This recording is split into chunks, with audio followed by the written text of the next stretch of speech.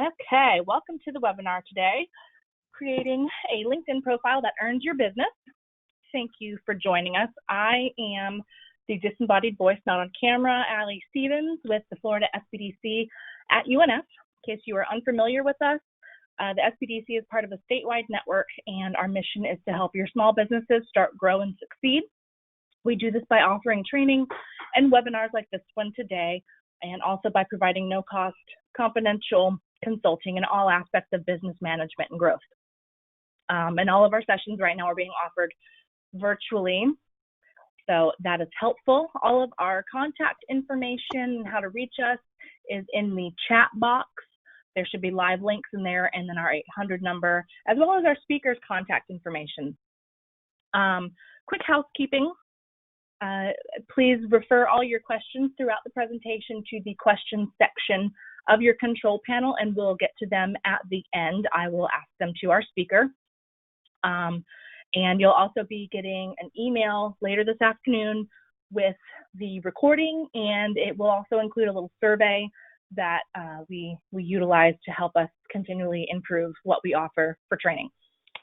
So with all of that said, I would like to introduce our speaker today, Mr. Brian Barkia with Build My Reputation. He has been practicing this craft of small business marketing for over 20 years and knows what he's talking about. So you guys are all in good hands with learning about LinkedIn today. So with that, I'm going to hand it over to Brian. Take it away. Fantastic. Appreciate it, Allie. Well, hello, everyone. Even though I haven't seen a lot of you in person, business goes on. As you can probably tell from my surroundings here, I'm working out of my home, just like probably a lot of you guys are. But thank you very much for joining us. So as promised, this will be a maximum of a 1-hour presentation. And what we're going to do is you're going to learn how to tune your LinkedIn profile so you can leverage your digital reputation in the digital world and build new relationships.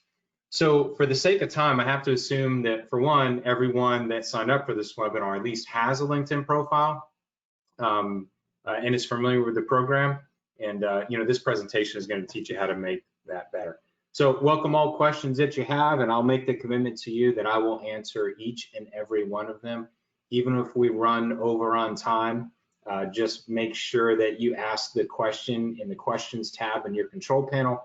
And if we didn't get to it during this recording, I certainly will get back to you. All right, and don't wait to the end either. If a question hits you in the middle of the presentation, go ahead and ask it, and we will make it happen. Let's see.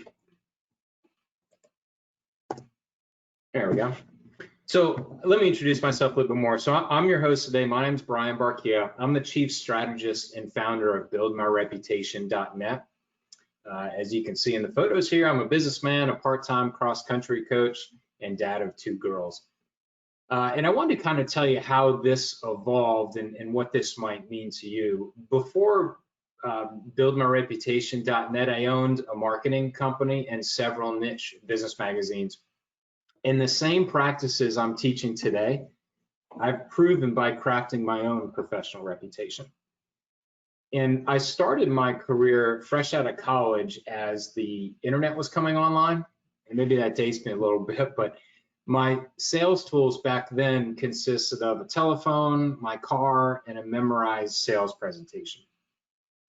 And then it was working, but sometime, after the year 2000, I started to see how my push strategy of selling, meaning cold calling and taking meetings with anybody that could afford my services, that just wasn't as effective as it used to be. And I can't tell you how many hundreds of hours that I spent giving unpaid consulting to people just pumping me for information. And back then, though, that's how it was done. Like, that's how people got information to make good informed purchasing decisions. But I knew a monumental shift was coming, and I needed to change my sales tactics. So people started to go online to see who the experts were and who they should work with. And that's when I decided I better reposition myself to be the go-to guy in my area. And LinkedIn was a big part of how I did that, and I can tell you that, our recent health pandemic here has only accelerated this digital transformation as people are not able to get face-to-face, at least with the frequency that they used to. And I learned how I could leverage my good reputation so that people would seek me out instead of me chasing them. And when I did, business got a lot easier. And I started to make more money and wasted less time and shortened my sales cycle. So that effort had helped position me as an expert. And I've been recognized as Business Person of the Year by the Rotarians, the SBA Advocate of the Year for the state of Florida, and I regularly contribute to other business publications. Served on the board of banks and incubators and our local university. And the point is, all of this community involvement has exposed me to the right people to move my business forward. And none of this would have been possible if I didn't take an active role in building my online reputation. So business is a lot easier now. I don't make cold calls. People reach out to me for my professional guidance, and LinkedIn has been a very important tool to do that. So before we jump into it, I'll tell you real quick, what we do for business at buildmyreputation.net. It's a concierge service that positions clients as experts in their own industries. And we accomplish this by writing carefully worded articles that are designed to bring attention to their business. They can be used for social media, e-newsletters, and also published in national media outlets. So the result is a stronger referral network, more inquiries, deal flow, and a stellar reputation, of course. So in short, we get clients recognized for the experts they are, and just like everybody on their call, you have technical knowledge locked up in your head. Ours is a process that is designed to extract that information and put it in its digital form so it can be consumed through written and video content. And it's a marketing strategy that is designed to earn them new customers. Today, I'm going to show you exactly the strategy used for clients specifically within LinkedIn, and how you can use these same techniques for yourself. Excuse me. So, to effectively leverage LinkedIn, we first have to understand what it is. It is very simply a search engine, just like Google, just like Bing, just like YouTube. And every day, users are using it to find vendors, business partners, and referral sources. Because of the enormous traffic that the site gets, and combined with the credibility of the content on it, it's highly ranked by Google and all the other search engines. In my case, I was a magazine publisher for years, and my articles have appeared in Inc. magazine, Entrepreneur magazine, and a dozen others. And you can see actually the #2 result there at entrepreneur.com. But all of that still doesn't unseat the SEO power of LinkedIn. And that's why you should be taking it so seriously, because people are looking you up before they decide to do business with you. And that's an important point, so I'll say it again. People are looking you up before they decide to do business with you. So for most of you, if you were to Google your name, LinkedIn will appear as the first organic result, or at least on the first page. So my point for telling you this is, your LinkedIn profile is important because it does communicate your personal brand. So let's dig into it. Let's start with your profile's visual representation. Of course, I'm talking about the photo. So pictures still matter, all right? So I'm sure you've heard the saying, dress for the job you want, not the job you have, or a picture tells 1,000 words. It is all true, and LinkedIn is all about the details. So we had some fun with this slide. I want to show you some real examples on LinkedIn. I know you've seen some of these. And by the way, if you know some of these people, please tell them that I use them in a presentation of what not to do. You'll be doing them a favor. All right, so I have names for all of these people. So this is I took a good picture once, but unfortunately it was at a wedding reception woman. This photo is cropped. There is an errant arm in the photo. It's not entirely clear. It's blurry. She can do better. Here is frat guy, okay? Probably not the image that he really wants to portray. He needs to change that photo. Here's the circus oddity, okay? And this is simply a disproportionate image because this person did not pay attention to the upload requirements when they loaded the photo onto LinkedIn to begin with. So that's why it appears that he has a squished head. And here is "Hire me if you can find me" woman. She is way far away. We don't have any idea who that actually is. Need to get a little bit closer there. Here's one that's particularly annoying to me. I mean, this is, I call this the ghost. You know, no picture at all. This person couldn't be bothered to upload a photo, you know, and as a result, people think that this person's a scammer. Okay, so you definitely want to upload some type of photo. This one too, this is a logo, right? So, you know, somebody where the photo is, they're just uploading a logo. This is a person that can't follow directions. Therefore, the rest of their profile might be false or misleading as well. So that's the bad one. Those are the bad ones. Here's a good one.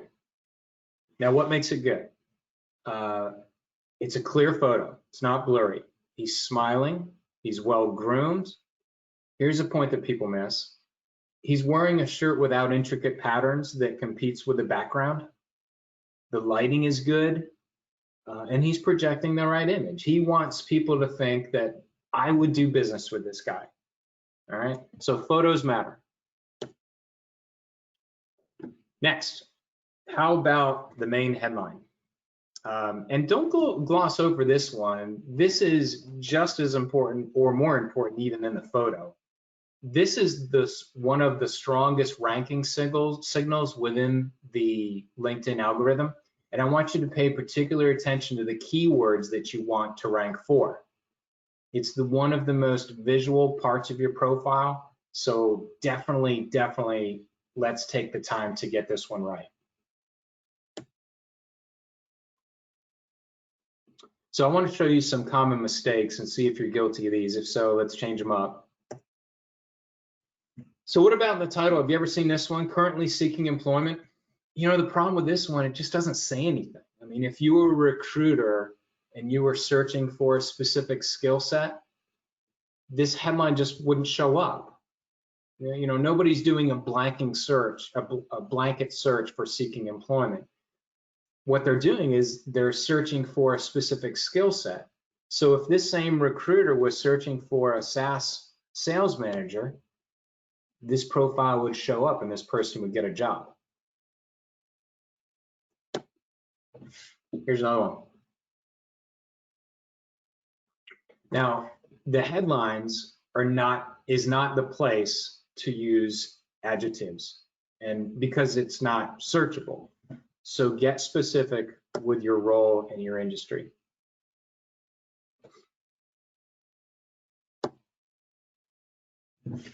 Saw this one the other day. I can only assume that this is an attempt at humor, right? You know, the problem is LinkedIn is devoid of humor. This is not the place for humor. We don't tell jokes there. Don't be cute. Stick to business. So you only have 120 characters in this LinkedIn headline. So take some time, see what your skill sets are, match them for what you think people are searching for and how you want to appear, and put yourself in a position to win.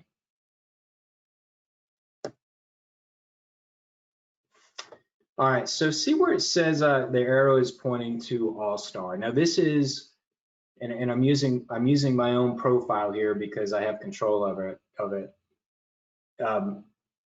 This is where LinkedIn really ranks how you're using their system. So I'm ranked as an All-Star, and really what it is LinkedIn has this algorithm to determine which results to show users when they're searching. And you're putting yourself at a distinct disadvantage if you don't fill out your profile 100%. Anything less than 100% is ranked in categories. So the first category is beginner. You know, if you were to put in your name and not much else, LinkedIn calls you a beginner. You might be intermediate if you add a previous or your current position, or you have some type of summary. Moving on from that, you would be called advanced. The next level is expert, and then finally all-star. I can tell you that if you are at least a beginner or intermediate level, you won't show up at all. Like even if somebody is typing in keywords that you want to show up for, there will be thousands of people in front of you that show up for the same keyword, and you'll never appear if you're a beginner or intermediate level, okay? So to maximize your visibility, get to the all-star level. Now, it's not hard. It's anything that I, spent a lot of time doing, other than filling out all of the fields on LinkedIn and using the program to its full potential.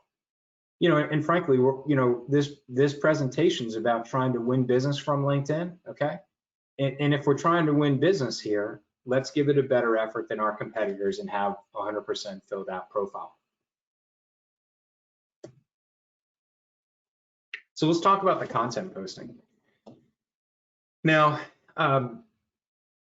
first of all, definitely post information, okay? That's what LinkedIn is all about. It's the sharing of really of B2B information between professionals.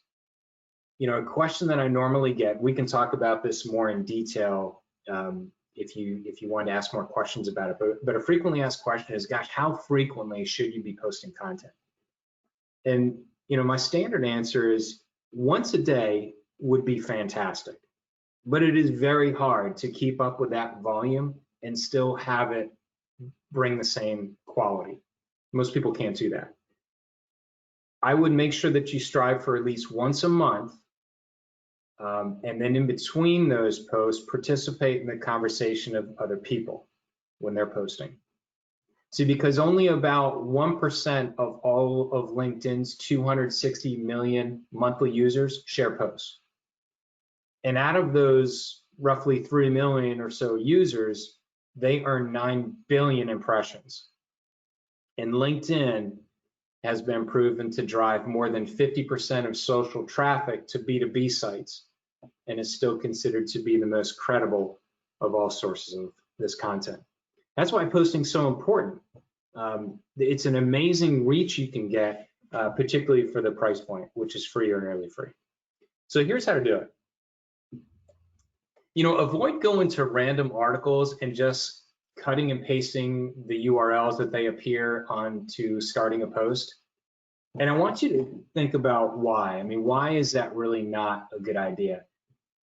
When you do that, there is an author or somebody credited in that article, and really what you're doing is you're telling your audience that I'm not the expert. Here's the expert that is in this particular industry, and you should be doing with them. Who doesn't want to do business with the smartest person they can find?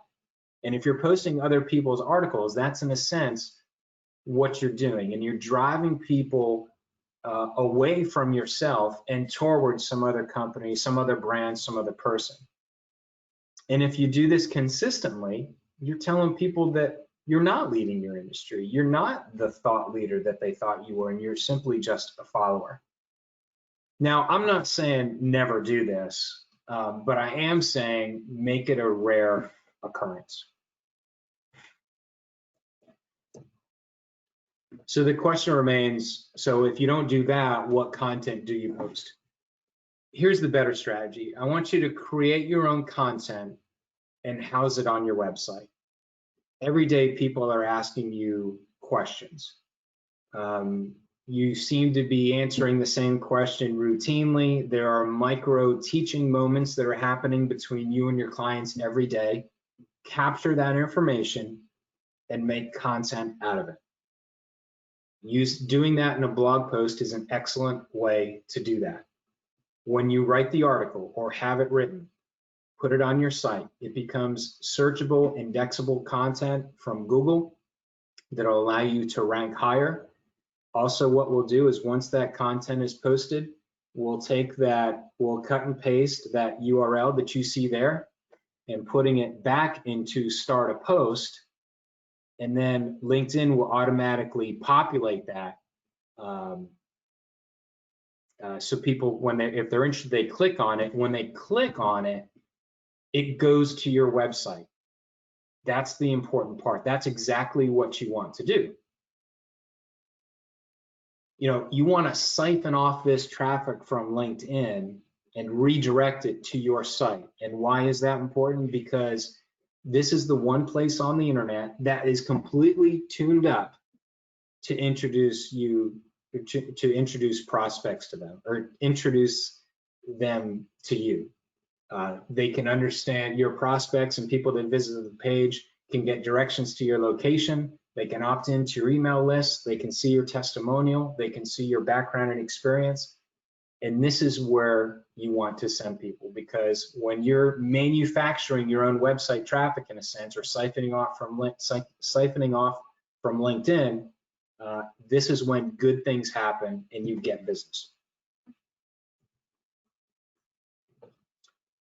So I also suggest that in addition to starting a post, which is really a daily post, okay, that has a relatively short lifespan and falls off the first page quickly for people, for something with a little bit more staying power, I also want you to write an article. Now, we're using the same article that I just used an example of, right? So instead of cutting and pasting the URL, I want you to cut and paste the entire article. And in that article, I want you to include valuable links back to your website. I want you to include at least 2 calls of action for people to reach back out to you. And 2 examples might be an email and a phone number, okay? And again, the reason to do this is because the article has more staying power than the daily post. An article will be forever part of your profile, so prospects can view it at any time when they're on your profile and see that you are an expert. All right, now that we did that, now that you've started a post, now that you've published an article and linked it to your profile, I want you to distribute that same content to relevant industry groups. All right, so find groups with significant membership that you want to connect with. They could be straight up places where your prospects gather. They could be referral sources. They might even be your peers.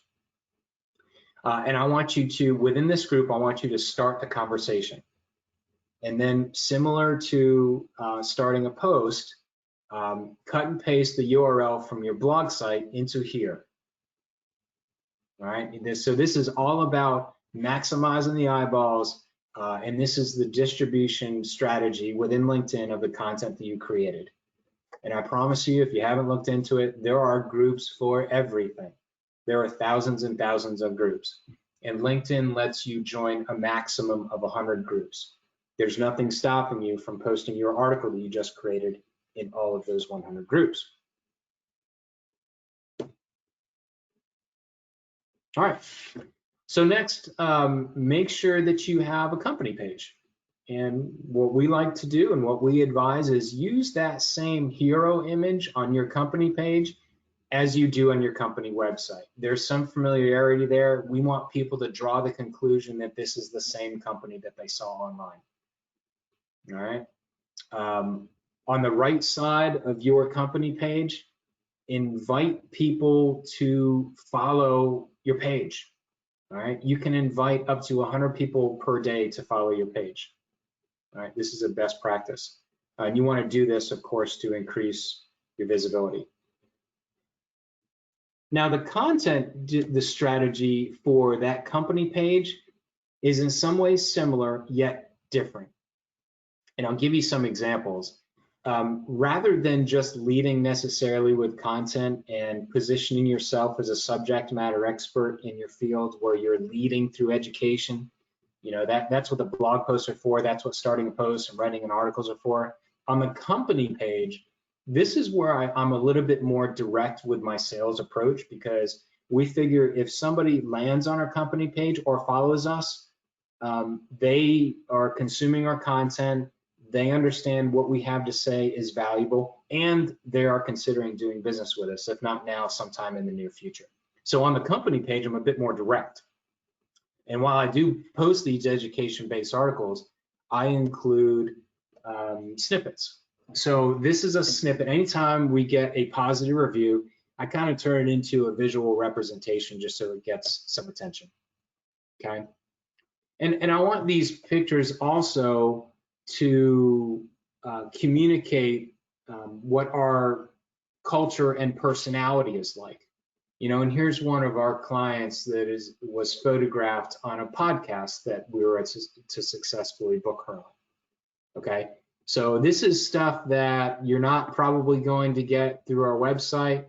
You may or may not get it on our Facebook feeds, but I want somebody to be people that follow my company through my company page. I want to make them feel like they're an insider, they're one of us, they're getting special information that's not available for everybody else.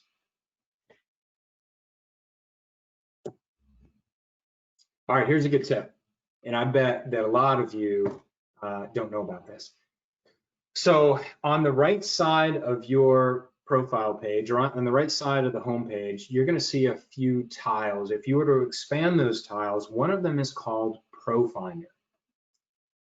And this is LinkedIn's answer to like freelancer.com, Fiverr, or Upwork, you know, some of the freelance sites. You know, you can register here to be notified of people that are looking for the services that you provide. Works particularly well with like professional services or you know, business services. It works pretty well. I've tested myself with some pretty good results. When you click on that link, eventually you're going to come to a page that looks like this that will invite you to register. I believe to register there is still no cost. You know, they will ask you, you know, they want to know about you, the services that you provide, what you're competent in, and what you want to be notified about. This probably will not account for all of the leads you need in your business, but it certainly is a nice supplement. So once you register with ProFinder, LinkedIn will begin to send you RFPs, you know, requests for proposal, of people that are looking for the services that you provide. And this is a screenshot of my actual email inbox. And on August 28th, looks like I got a notice from CRDN of North Florida is looking for a content marketer, and I can choose to respond to this or not, but it comes directly in my inbox. You know, if there's a downside, it's that if there is a downside, it does require a premium membership within LinkedIn, and that starts at $30 a month.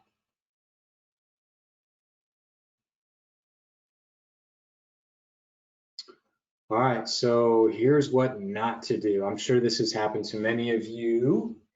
Now, here's a guy, Ravi, okay? I connected with Ravi I connected with Ravi sometime in the past, and just minutes after I decided to connect with him, he sent me this message. And if you can't read it, it says, "Hope you're safe.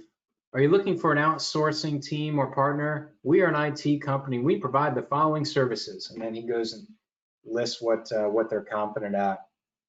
You know, I tell you, when I got this just a minute after I made the connection, I turned around and unlinked him because, you know, I didn't necessarily directly know him either. He had an interesting background. I thought maybe we might be able to learn from one another. But what I wasn't expecting is for him to initially, you know, immediately knock on my door, you know, with his hand out and try to sell me something. You know, the better approach would be to, if Robbie really wanted to do business with me,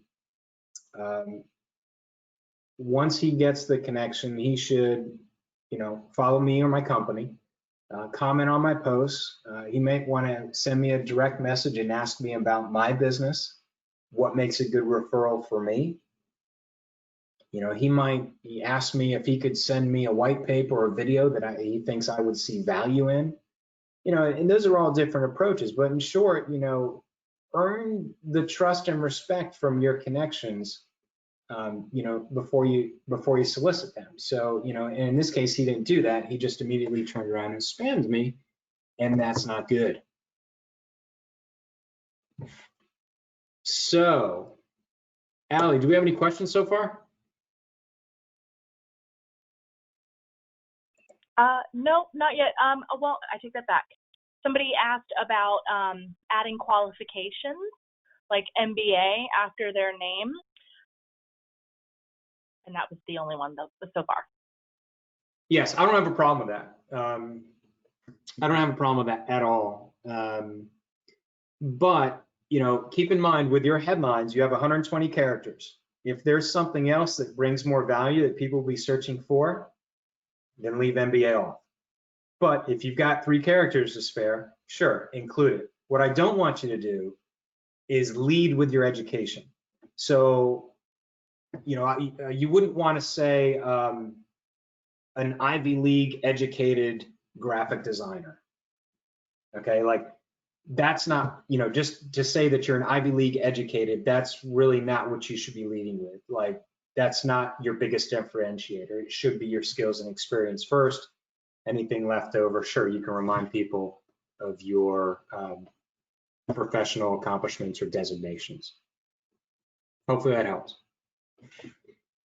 Awesome, thank you. Somebody asked also, where could I find the ranking level? I don't know if I missed that in the discussion, but. Okay, bear with me here. Let me go back in time in my presentation. Let's go find it here. Here we are. So, and this is just a snippet of, it's on your particular profile. So when you click on LinkedIn, you'll be on the home screen, okay, where it says start a post. Click on your name that should be on the upper left. And when you do that, that's going to let you into your own profile where you could potentially be doing some edits. And that's where it shows you this ranking.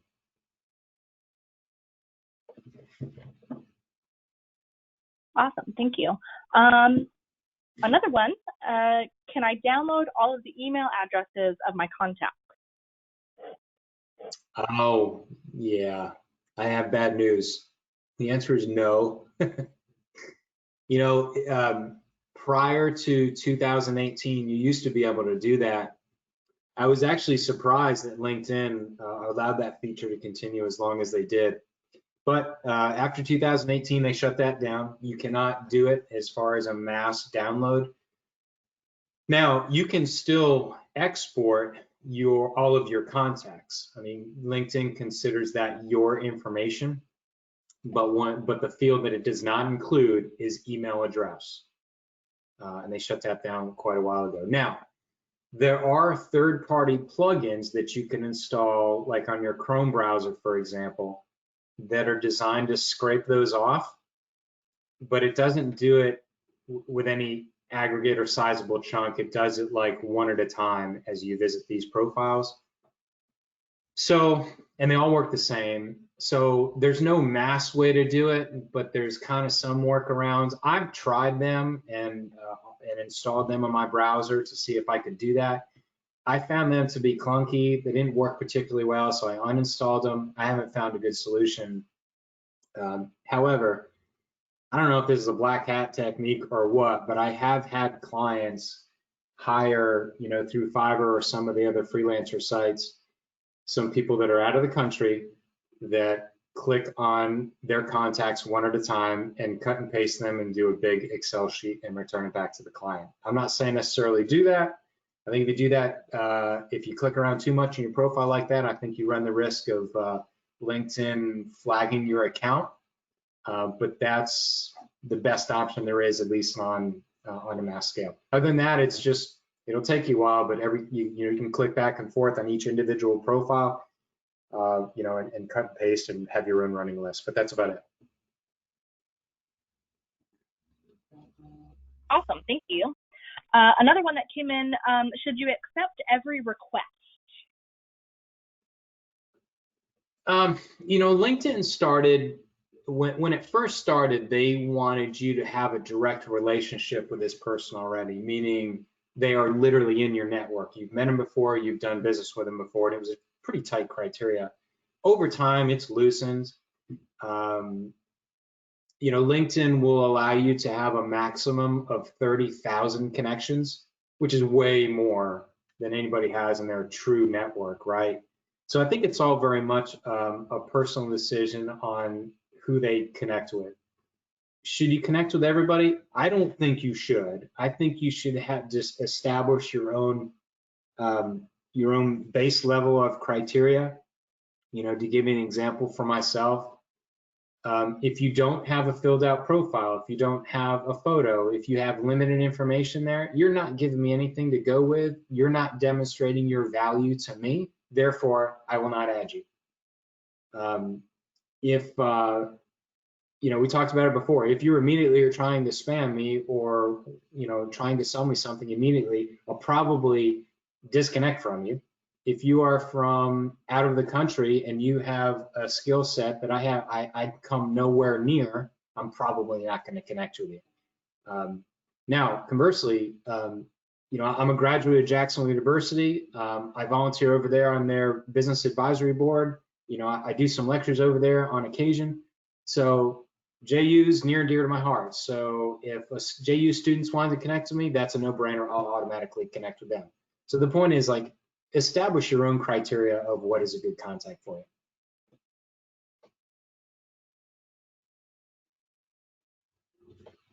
Awesome, thank you. I did have another question here. Let's see.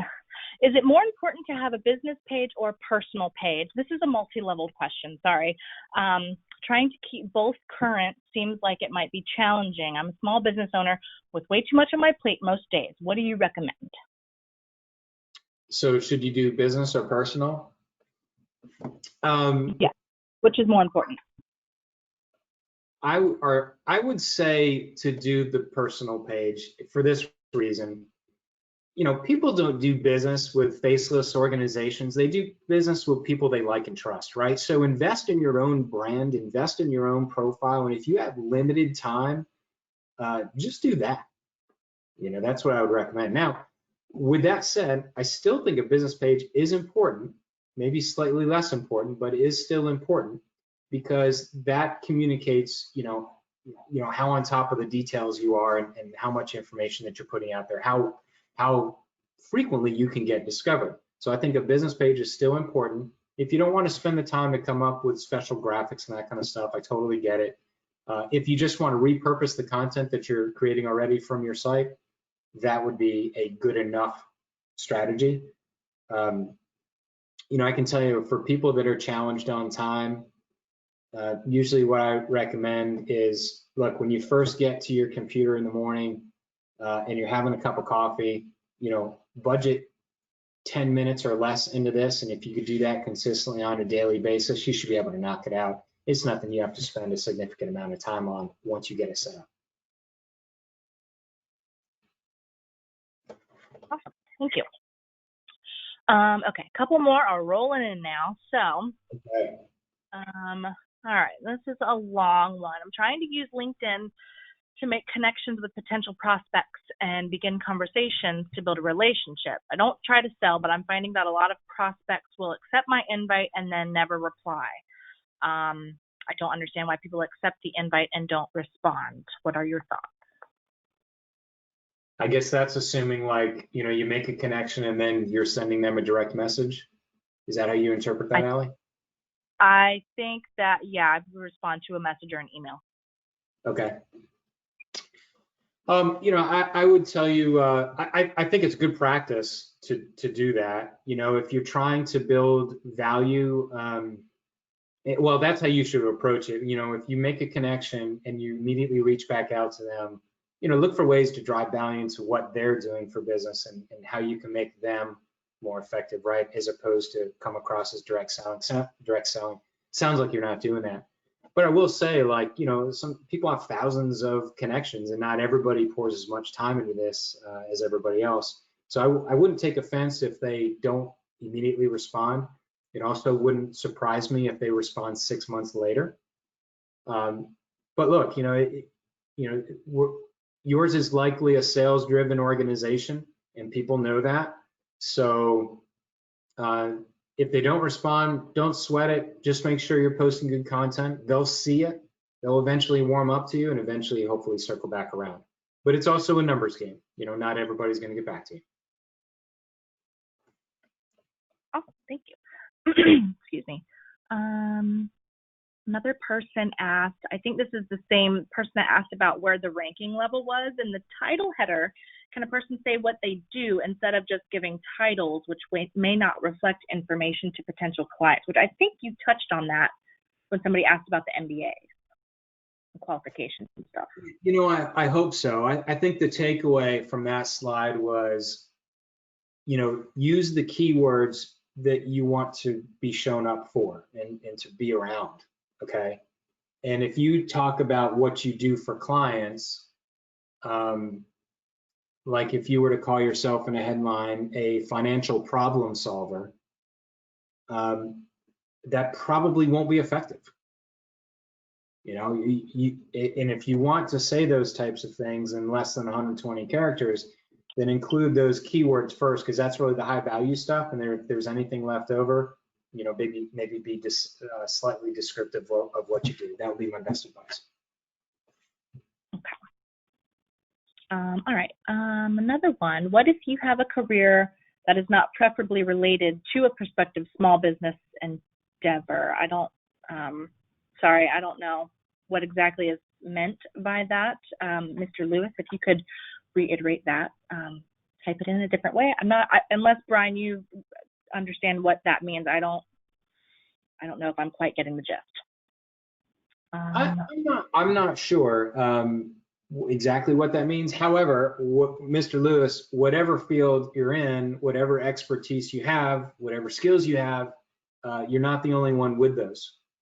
And there are others that are looking to connect with you or find you to hire you, whether it's a headhunter or somebody that some type of vendor support. LinkedIn isn't always about small business. Okay. I think it's important for everybody to have a LinkedIn profile because, again, the way I look at it is, it's your online resume. It's telling your peers that you're open to opportunities, whatever those might be. And it's not always in small business, of course. Okay, awesome. I think that just answered that. Thank you. Another one, I am international. When applying for future positions in the U.S., the limiting factor is my visa situation. Should I include this information on my page, and if so, where?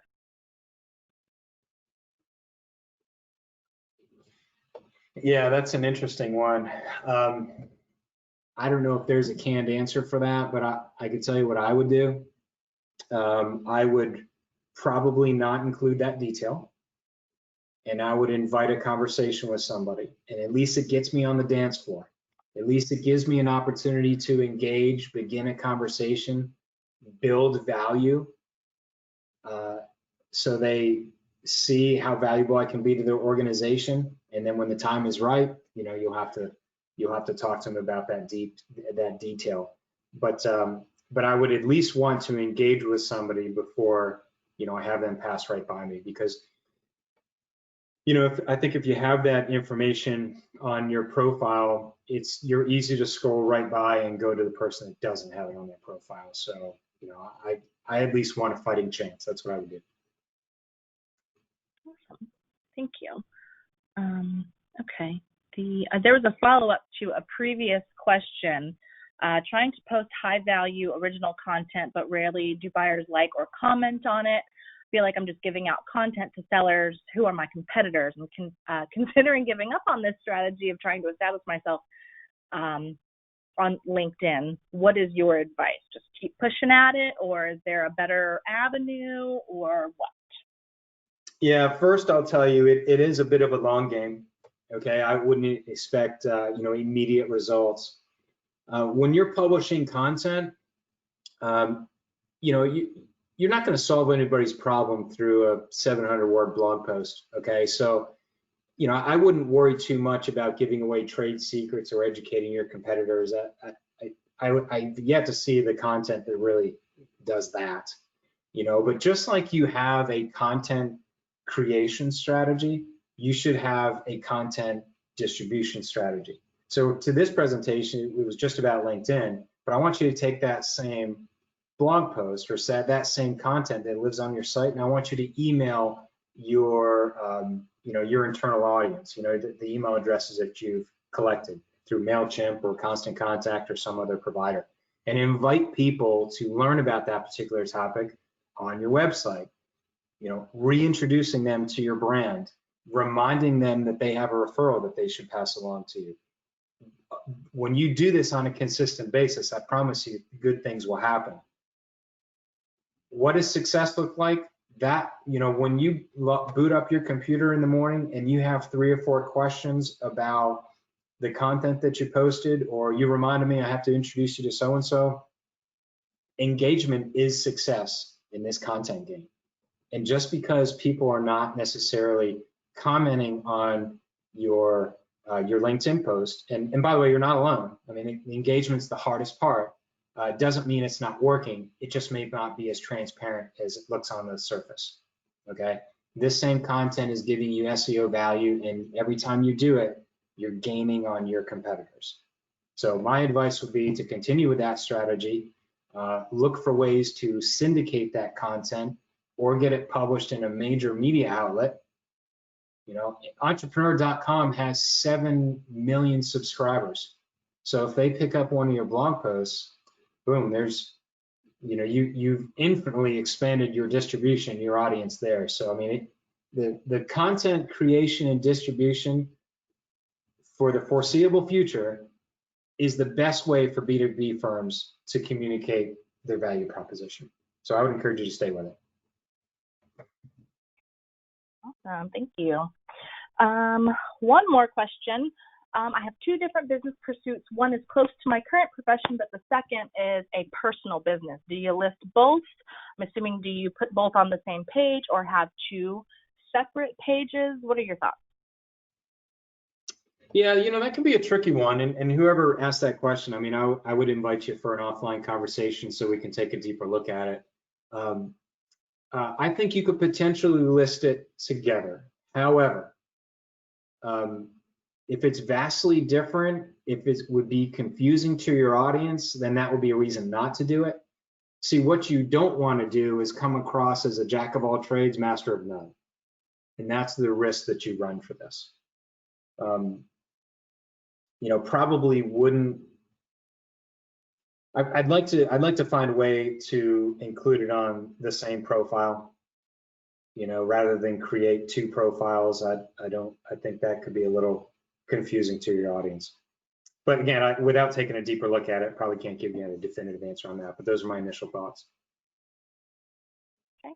And on that note, I would like to add that Brian's contact information is in the chat box, but we did discuss if you are interested in me sharing your email with Brian, if you want to go ahead and type that into the question box, I can forward that information to you, and he can reach out to you, or you're more than welcome to reach out to him with the links there in the chat box. I did have one more question. Okay. I'm not, this might be the last question. I'll let people type in their email addresses if that's what they want to do. But the question is, what are your ads on LinkedIn, or what is your thought on LinkedIn ads? Yes. Okay. So as you know, LinkedIn has an opportunity to advertise. There's a few different ways that can happen. They have a few different packages. They can simply be banner ads on the right-hand side. They can be extended access, where you have privileges to send anybody messages. It depends who's asking it. So if you want to do LinkedIn as part of your marketing strategy, you can do that. But LinkedIn is one where you'd want to integrate also your sales people in it, okay? Because somebody would initially indicate some interest, and then you want your salespeople to pick up that conversation within the platform. Now, I have had clients with mixed results with LinkedIn advertising. The ones that seem to do best are ones that pay particular attention to the audience that they're looking at. Be laser focused on this skill set and your target audience. So you can choose between the headline, geography, interest type, all of that. So get as narrow as you can and then design an ad to communicate directly to that person where that ad is really custom made for them. You're going to have less success if you just have a generalized ad and try to target a general audience. That's a good way to spend a whole lot of money and not get a whole lot of results. Okay, awesome. Thank you for clarifying. Appreciate the feedback. And I'm not seeing any more questions. Final offer, if anybody wants to enter their email address so that I can forward it on to Brian to reach out to you, do so now. And then you see his email is there on the screen. Thank you, Brian, for another wonderful presentation. We always appreciate your insight. Yeah, of course. Yeah, it's been a lot. I mean, I guess I'll drop in like, so the screen that you're seeing now, you know, this lead through education strategy for business services firm. Look, it's the same strategy that I follow, my own company follows, and we practice what we preach. So on the left-hand side are some actual blog posts that exist on our site now. And we put a lot of effort in these. We create them every single month, and all of it is designed to help you run a more efficient, more profitable. They all add value, you know. And so with the strategy being there, hey, we want to help add value to your business, and remind you that we still exist. And if you want some extra help on this stuff, or you just want somebody to do it for us or for you, hey, we're available to hire. So I mean, that's our strategy for this, and that's the same strategy that can likely work for everybody on this call. If you wanted to opt in to receive these resources, then again, just in that question box there, just indicate your email address and I'll get it. We'll include you. Awesome. Well, thank you very much. Yeah. I'm seeing no more questions. Yeah. Thank you, everybody, for attending. We appreciate it. Stay on the lookout for the next upcoming webinar, and reach out to Brian with your questions, or to the SBDC for other marketing strategy questions concerning your business. And with that, Brian, I will say good afternoon. Thank you, everybody, for coming, and we'll see you at the next one. See you later. Thanks again. Bye.